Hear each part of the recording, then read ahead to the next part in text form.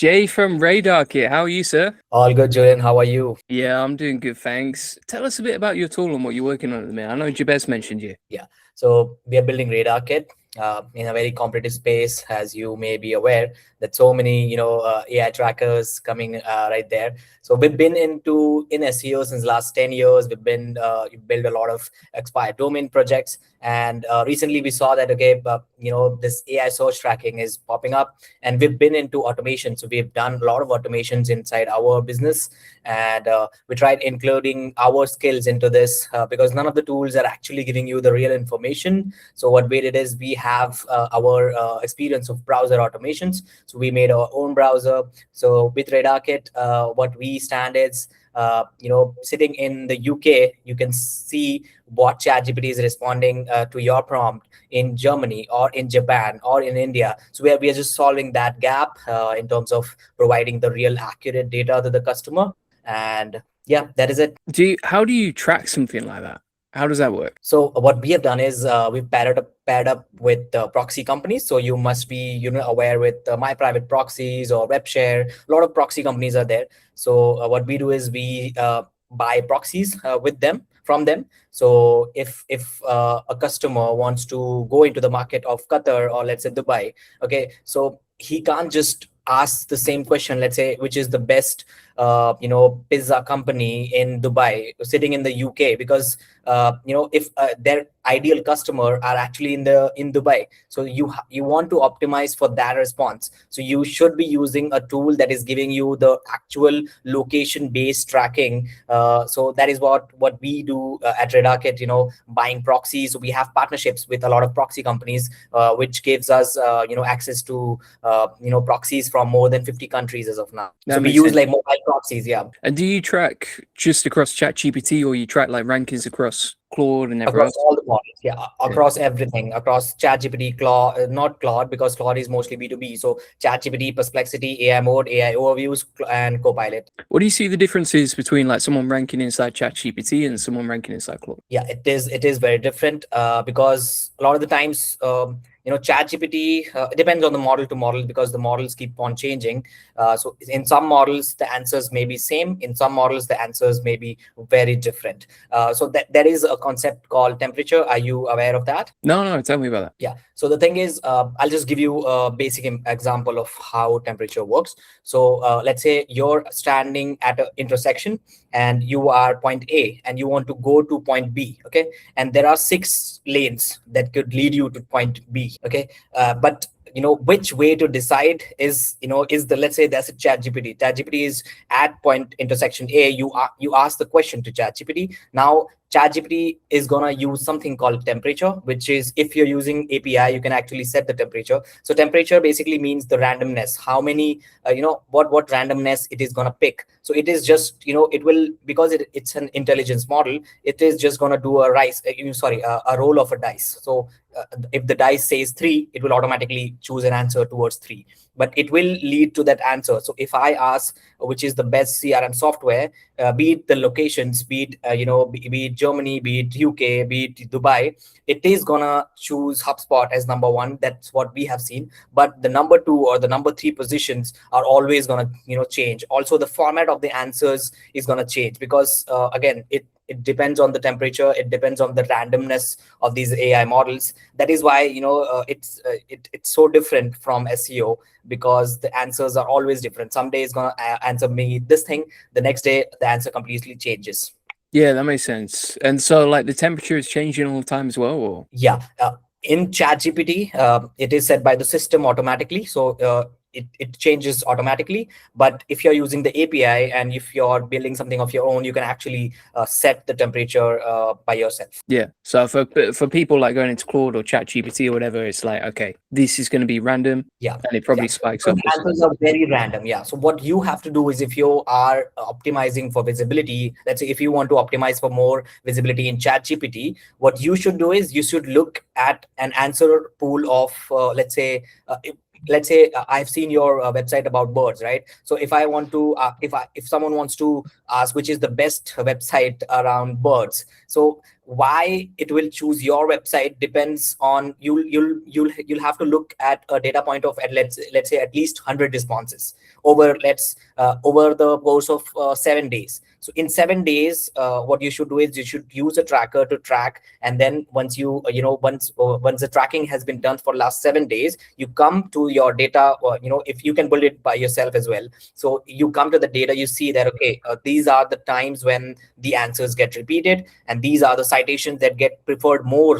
Because let's say if Reddit is coming and LinkedIn is coming, or a normal blog is coming, and your board website is also coming. But what if the occurrence of your website is only once? There is the data. That is the data part one should look at. You should look at a bigger sample size and then analyze based on that, because all the answers are always randomized. Yeah, that makes sense for sure. So it's like harder to track than your typical sort of normal rankings, right? And then when it comes to actually ranking, do you see like how many data points is it actually taking from? Like, for example, is it looking, do you think, at the first 2 or 3 pages or the first 10 pages, for example, for Google? How many Yeah. sources is it pulling in? It depends from model to model.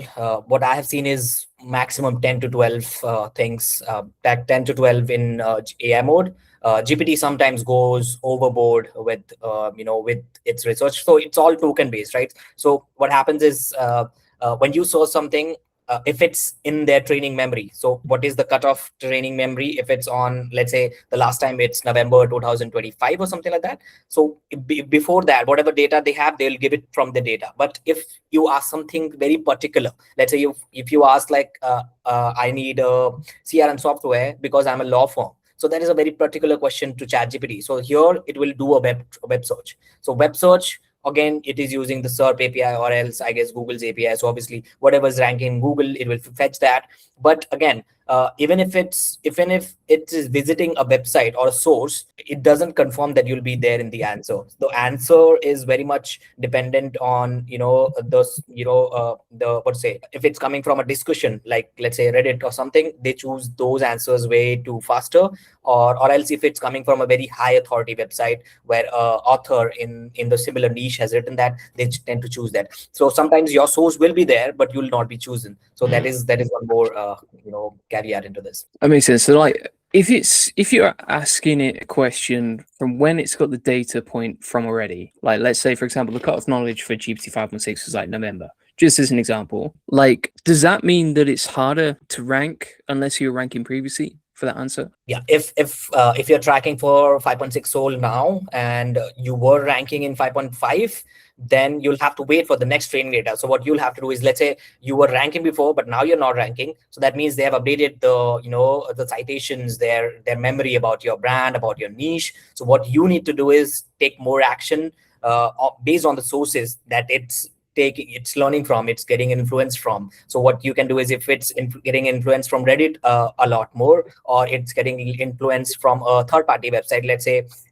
for Zoho, for Zoho's case, TechRadar is one of the most influential source. So what I'll do is I'll kind of build a partnership with them, or with one of their authors, ask them if they can either post something like that. You know how backlinks work. You can ask them if they can just publish a guest post for us or sponsored post for us, because that is because when the next what to say, the cutoff happens, when the memory cutoff happens, you're already there in the memory for your terms. This is how we take it. But what we suggest is go after a data point called web search is performed or not. So for your terms, let's say you run your prompt for 100 times, and then you take a percentage on how many times a web search was performed. So if it's more than 70%, so that means every time it's performing a web search, so you have to be on those web search results, so automatically you'll be in their minds. But if it's not performing a web search, if it's like less than 50%, that means it's getting the data from the last cutoff. So that means it will be harder for you to influence, because it is it is not getting it won't be influenced, because it has already made up the decision on your topic or your question. Yeah, that makes sense. So if it's doing a web search more often than not, then basically it's going to be changing the answers and you've still got a chance. But if it's using the no web search or not using a web search often, then it's probably going back on the previous set of training data.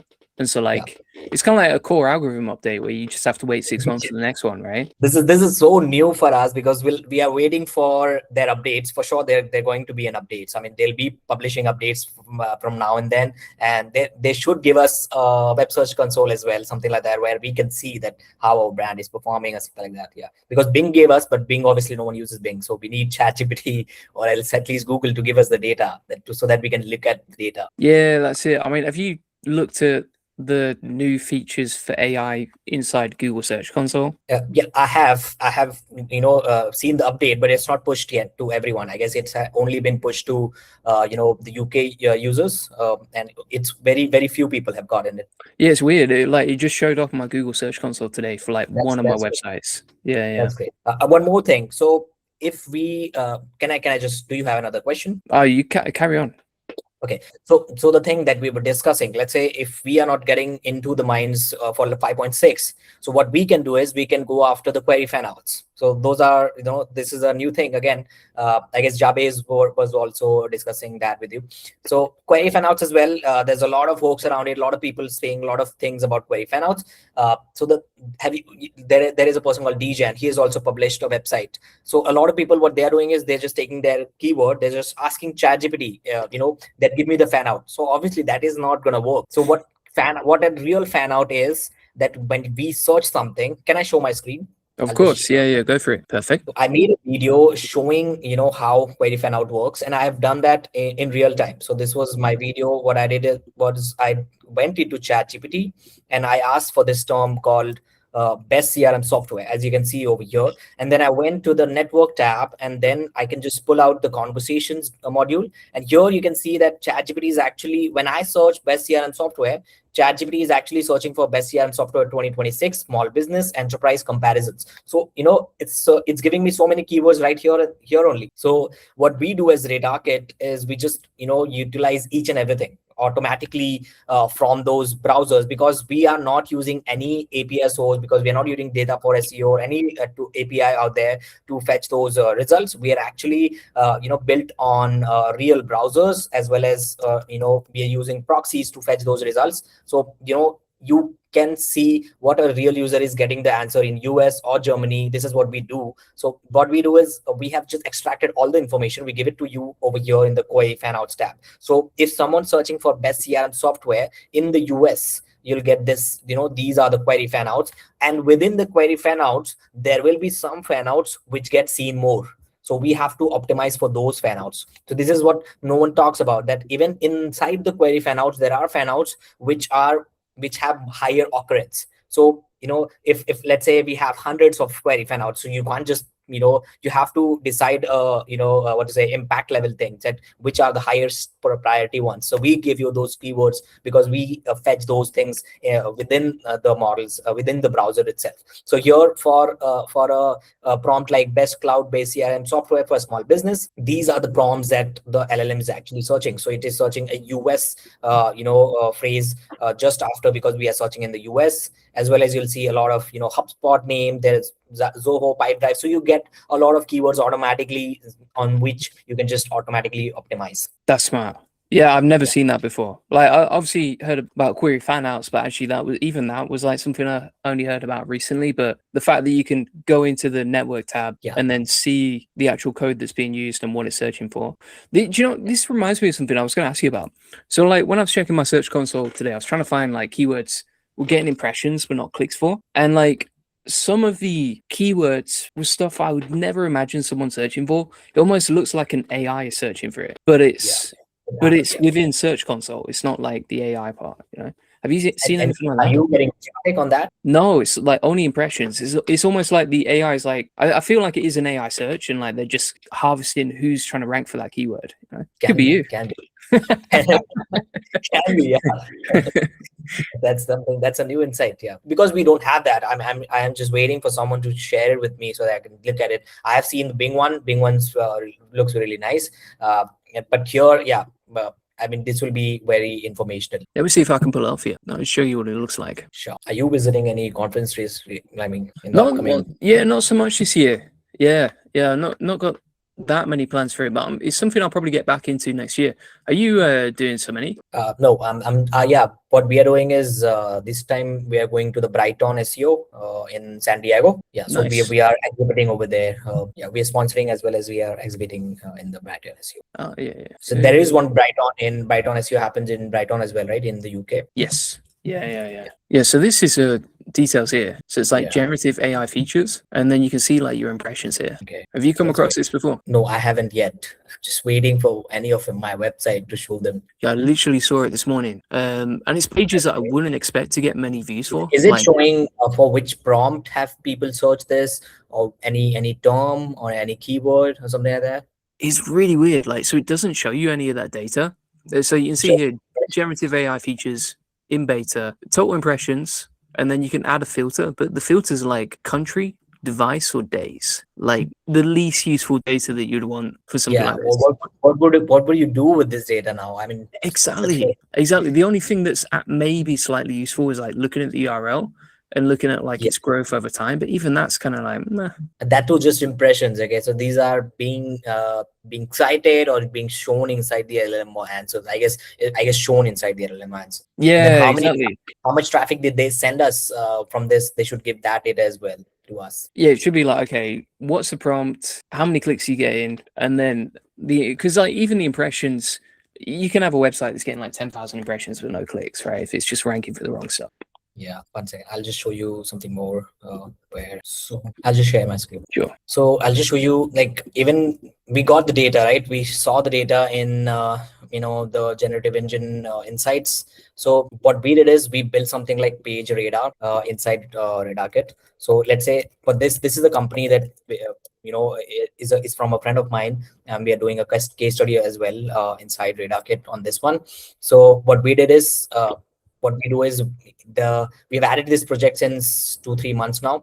So once you add a project in Radarkit, what you have to do is just add your prompts and then just wait for citation data. So a lot of people ask like, what should be my prompts? So here what we have done is we built something like agent. So what you can do is you can just connect, just like Claude and all, you can just connect your Google Search Console, and you can just ask our agent, can you just suggest prompts for me? So here our agent, what it will do is it will just read all the impressions that you're getting on your thing, and it will automatically suggest prompts for you, and you can add it inside Radarkit. Once you have added the prompts, you come to the citation data, and here you'll learn that which kind of content is actually influencing the results. So here you'll see that a product page or a tool page is actually influencing the result 34% of the times, followed by a social platform like Instagram, YouTube or LinkedIn also influences the results 24% of the times, followed by a listicle form of article, which you may have heard a lot of the times because listicles are working so much. So listicles improve this thing around 20% of the times, and differs a lot from brand to brand. So because Zoice was an AI video generator competitor to Hagen, you saw their citation data. Here you'll see Zoho, which is an enterprise software, which is a competitor to HubSpot. You'll see that for them, a listicle form of content influences the result 43% of the times, and you'll see how different it is for a B2C software like Zoice. And then once you have this data that, okay, these are the data points that are influencing the results the most, then let's say if I want to just create a listicle, I will just post that. I'll just come here, I'll just see that, okay, YouTube is being the #1 source, and then Hagen, which will obviously is a competitor, say they're not gonna give us a link, and then you'll just browse and browse, and you'll find any website which can actually give me a link. So you can just outreach them. And how do we do that? We have an agent for this as well. So you can just click in the connectors, you connect your own Gmail, you go to the outreach agent, you ask, can you do some outreach for me? So what it will do is it will just set up an outreach campaign for you. It will ask, do you want to buy backlinks or you want to just get mentioned? We'll just do buy backlinks because we want to just get out there as fast as possible. You'll just select for which prompt do you want to buy the backlink for, and let's say we'll just create AI twin generator. We'll just click continue, and then you'll see that, let's say there are 100 these domains get cited the most. You can just select that, and it will just ask, do you want to do follow-ups as well? So these things will be done via your own email. It's asking, so I'll just do, let's say 2 follow-ups. If the author is not replying, we'll just do more follow-ups as well every 2 days. And then if the author sends me a price of $500, we want to negotiate as well, so it will do the negotiations as well on your behalf. So let's say I said 10% over here, so let's say it just says continue, and then it is asking me, do you want to sign off with something? I'll just do skip it. And then so this is what we built. Before, what used to happen is everyone used to use Radarkit, and then there was no sheets. There was, the action was taken by them. But now what we built, our agent, the agent takes the action on your behalf. So now the agent has found these domains, they get cited the most. So like captions.ai 70 times, HeyGen 65.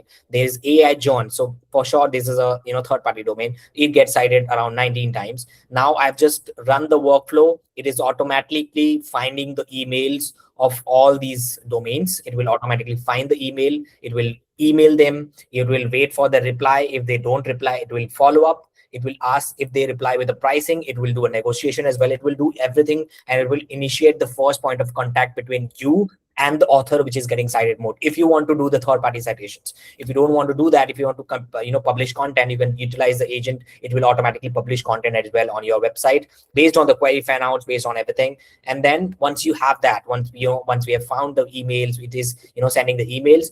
What you can do is you can come to brand radar. So this is one specific feature which was similar to what you showed. So what we can do is we'll just add, let's say this is actually a third-party URL that was purchased by Zoice. So this is, we actually paid them to get this article, best AI talking photo generator.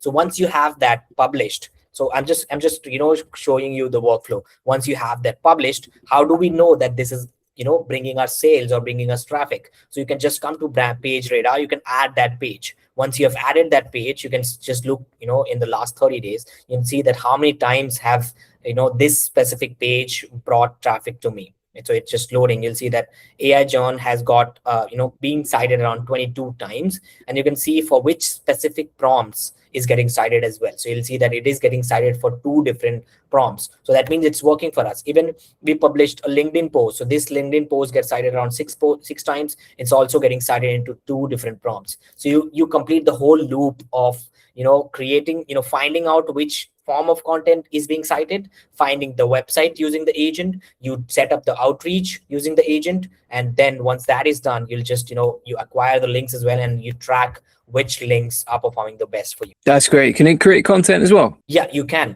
So what we do is we create content based on have you used Surfer SEO or you've used Neuron? Yeah. So we create content based on that. So there is a lot of should I show it over here? Yeah, go ahead. Okay, so what we suggest everyone is to first and foremost look at the query fan out. So let's say if I want to rank for best AI twin generator, so in the query fan outs, let's say we'll pick up let's say this one. We'll pick up this query fan out term. We'll click on create content. We'll just click here. So what we do is we extract, because in Neuron or Surfer they used to extract the terms from the SEO side, right?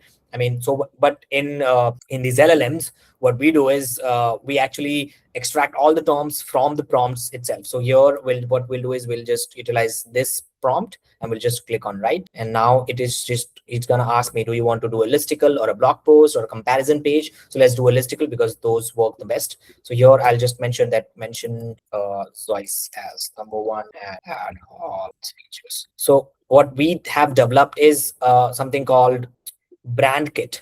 So you might have heard about controlling the narrative inside these LLM models. So if you want to be, because these LLM models, they learn about you through YouTube, through Reddit, through LinkedIn, through your blog post, through third-party citations. So they want to learn about your brand. What does your brand stand for? So you have to speak that thing everywhere. It's like search everywhere optimization. So that is why we built Brandkit. So in Brandkit, you have to add each and every information about your brand. What is your positioning? Who do you sell to? What is your target customer? What is your product and services? What is your key differentiators? do you have any awards, or do you have any approved facts about yourself? So you can just add everything inside this brand kit. So these things will be utilized while creating content, so that we control the narrative about your brand. So here, once you have added the prompt, it will just fetch the SERPs. These are the SERPs that are ranking for your for this term, and these are the citations that get writing. So what you can do is you can select.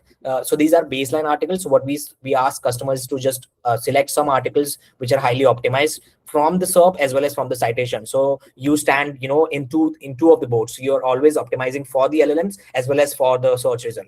Once that is done, it will automatically just go out there and create an outline based on a lot of factors, a lot of data points that we have collected inside Radarkit. That can be query fan out, that can be the citation things, as well as NLP, the site, the terms as well, the semantic terms. So each and everything is being extracted based on the baseline articles that we selected from the source as well as from the citation data that you have on Radarkit, and then it creates a very highly optimized content, which is optimized for both. It's just gonna take maximum 30 seconds. It will do. Oh, good, man. Oh, good. One thing I've seen recently is like the amount of investment going into AI ranking tools as well. It's pretty insane, right? It's too much. I mean, you'll see Profound is like more than 1 billion now. Prompt Watch, they recently raised 6 million. Peak has already raised more than 30 millions. So it is going, I mean, it is going bonkers. The thing is, these people, they're not coming from the first way of SEO. So if someone who comes from the first way of SEO, then the tool will be better, is what I believe. Yeah. So here you'll see that, these are the, were you saying something? No, you carry on. So this is the outline that it came with, and every outline, it will tell you why we have picked this outline. So we have picked this outline based on a metric called GEO. So we introduced this metric because we found that a lot of the LLM models, they're choosing articles based on the content that's present. And if an article is citing something which has facts, which has some sort of data, something like market cap or any percentage or growth or something like that, if you're adding some such form of data, the LLM are likely to choose your articles. So that is why we try to add those things as well inside your article. So let's say this H2 was selected because it was found in you must be aware about PA. So it is found in PA. It was also found in the query fan out, as well as it is also found in the entities. So we are creating all these H2s and H3 based on the query fan outs, based on the entities, and all the details, so that we are optimized not even for the main keyword. We are optimizing for all the query fan outs, all the entities, all the NLP terms, PA terms, everything, you name it, about the SEO writing thing. So we are trying to club everything, and so that we can create a very highly optimized article for the brand. And Yeah. here you'll see it has generated this article, which is which comes up with an image as well. You'll see that it has Capzois here as number one, then Hagen and Synthesia. It has mentioned each and everything. It has mentioned frequently asked questions as well, and it does some outgoing links as well. But these are not do follows, so they are all no follows. And yeah, you can just like Surfer and Neuron, you can see which all terms were used, which all entities were used, and you can automatically optimize it. You can see that which facts were utilized. So this is the GEO term that I said about, that I said to you. You can also generate schemas, even though Google said that they are discontinuing with the schemas. You can add schemas as well. You can add facts. It has included these 3 fan outs based on the 6 fan outs that we have for this prompt. We have included these PA questions as well. Each and everything, we have added that, so that the article becomes more and more optimized. You can change this paragraph as well if you want to, and they can automatically publish it to your WordPress if you are connected. So it just completes the whole circle, our tool, as well as a lot of things we have added. I mean, we've been building it since 1 year, and since we are doing it ourselves, we are using the listicle module. We had everything. I mean, I just show you one example. So there's this company, Use Hall. Have you heard about Use Hall? No. So they just went bankrupt. So I mean, you were just talking about how much money these people are raising. So now there is a lot of tools who are losing money and going bankrupt. So I found 2 companies as of now which were funded and they've gotten bankrupt. So Use Hall is one of that, as well as Use Bear. So Use Bear or something like that. Yeah. So they also went out of business. They were backed by YC, and then obviously because I guess because they're building on top of API, and API costs a lot. I mean, if you're just going after thousands of prompts, it's gonna cost you a lot, and that's why I guess they also ran out of business. So use all, I guess I don't know why they went out of business, and we wrote an article, best use all alternative on my LinkedIn. Okay, and we got a very big enterprise client just because he was just searching for that, and you'll see that Radarkit is the #1 alternative mentioned inside AI overviews, and you'll see that how it has picked that information. So what I was just talking about, how you have to do search everywhere optimization. This is the best example I'll give you. So this is the LinkedIn post, is my LinkedIn post. Okay, and this is one YouTube video, that is our channel's YouTube video. You'll see this is a shorts video which I made it with the AI channel. So I have an Nice. AI channel as well. Yeah, So yeah. this is a big channel with 51,000 subscribers, a lot of videos on LLMs, everything we published like every day. And this video also got cited. So obviously, this data also helped us get into the rankings. A lot of, as well as, this Reddit post, this is also ours. So this is my subreddit. So we have over here as well, I have done for this keyword, what we did is we took the 360 approach. So the whole SERP for this keyword is ours. The videos, the LinkedIn post, the Reddit post, the blogs, each and everything is ours. So that is why we were able to, get these things. So, and we got the idea just because using, tools like Radarkit, we're finding the keywords, finding which all alternatives these LLM models are searching inside their heads, using query fan out technique, and then we are creating content on that. So this is one of the best, examples I could give to someone if they want to optimize, for any keyword. That's crazy smart, man. Actually, I love the fact that you got your own YouTube channel there as well, GEO with Adam, right? Yeah, yeah. So what we do is we use Hage and Zoids as well to generate videos. But that's getting good views, man. Like for SEO videos, particularly. Yeah. So sometimes we don't get, sometimes we get. Yeah. So Yeah, you'll see yeah. that we don't get. That's awesome. That's awesome. Anyone you see like really winning with AI SEO that you're like, wow, these guys are the gold standard. I guess I mean the older brands. I mean I'll say Zoho as well as HubSpot is doing very well. What I've seen is HubSpot has they're doing amazingly well. Even they reach out to us. So I'll just show you this thing. I mean, if you search AEO trackers, so HubSpot's this page ranks, and they not this one. One sec. They have this page on their blog here. This one, I guess. Yeah. So what they did is they are buying a lot of backlinks. So even they reached out to us asking that, can you mention us in one of your blog posts? I was like, yeah, for sure. I mean, I'm getting a DR90 blog links for, why not? I'll just take it. So even they know that we are competitors, but they did mention us, and they took 2 links from my blog, which I don't understand, but I'm okay with it. I mean, so they are doing it on a very nice level. They are just outreaching each and everyone, whoever is ranking for their prompts, whoever is ranking for their keywords in the LLM models, and they're just outreaching them, asking them for mentions. So this was the blog. I'll just show you should I show you the blog as well? Yeah, go ahead. Yeah, so this is the blog, something like 25 search visibility. So they asked us if they want to be mentioned over here. So they got mentioned over here by us, and they mentioned us in their page as well. So they have been doing it very nicely. This is one brand I would see that they're just flying inside these LLM models. I mean, they're just doing it so nicely. They have so many pseudo channels, YouTube channels, LinkedIn posts. They also have this organic thing as well. So they have started this new project called HubSpot's AEO, something like that. And so that is where they're shining. They're doing very well. Their target is just B2B, so not in front of us, obviously, but they're doing it. Nice. Awesome, man. Well, thanks so much for coming on today. That's great. It was awesome, Julian. Awesome. We could do it again. I mean, I'll come up with one more study case. I'm working on this case study. So in this one involves using PR articles. So what I have seen is if you just do a normal PR blast with AB Newswire or something, it actually changes the answer, but it doesn't last longer. So we are just testing out 2-3 PR results, and we'll see that for which niche it lasts longer, and for which niche is just just degrade. Let's do it. Let's do another follow-up soon based on the case study. Yeah, once I'm done with this case study, I'll surely ping you, and then we'll do it again. Perfect. All right. And I'll link to Radarkit in the description as well if anyone wants to check it out. I'm actually going to send this over to my team so they can watch this too. Good training. Perfect. Thank you, Julian. Thank you so much. It was great talking to you. Thank you for inviting me. Thank you. Yeah. Bye-bye. Take care.